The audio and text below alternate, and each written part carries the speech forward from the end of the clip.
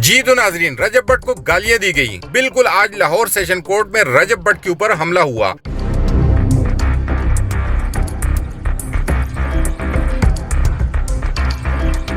रजब भट्ट को जान से मारने की धमकियां दी गई। रजब भट्ट को गालियां दी गई।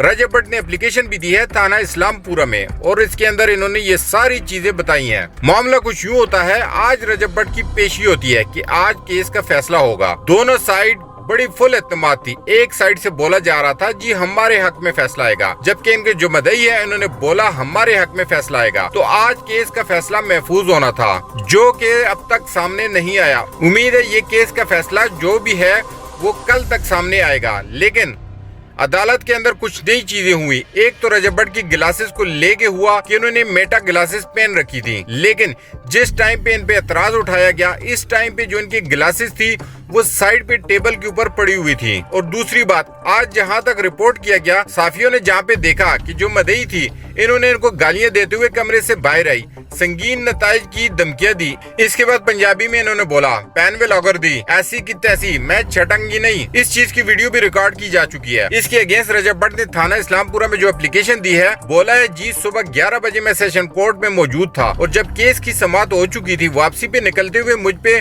मुद्दई की तरफ से गालियां दी गई, मेरे ऊपर जानलेवा हमला किया गया और मुझे जान से मारने की धमकियां दी गई। पुलिस वहां पे मौजूद थी। कमरे अदालत के अंदर भी कैमरे लगे हुए हैं। इसके अलावा जो बाहर रिपोर्टर थे, इनकी जो वीडियोस हैं, इनमें भी रिकॉर्ड किया जा चुका है कि रजब भट्ट के ऊपर कैसे हमला हुआ। अब इस केस को कैसे आगे लेके जाया जाता है ये तो पुलिस पे डिपेंड करता है। बहरहाल जी आज पेशी थी, पेशी के अंदर ये सारा मामला पेश आया। रजब भट्ट पे जो केस है वो 376 का नहीं है। 376 के अंदर जो इन पे डाला गया था 4 बंदों के ऊपर, जिनमें मान डोगर भी है, जहांगीर भी है, जवाद भी है, रजब भट्ट है। ये उन्होंने मोबाइल रीसेट किए थे। तो इस मामले को लेके केस चल रहा है कि केस पहले खत्म हो चुका था, दोबारा से फिर एप्लीकेशन दी गई थी। अच्छा, इस जज ने जो भी हरकत की, मेरा ख्याल है कि इनके वकील साहब को इनको समझाना चाहिए कि आप लड़ाई करने के लिए नहीं आते, यहाँ पे आप आते हो अपने लिए इंसाफ लेने के लिए। इंसाफ आपको कौन देगा? जज साहब देंगे।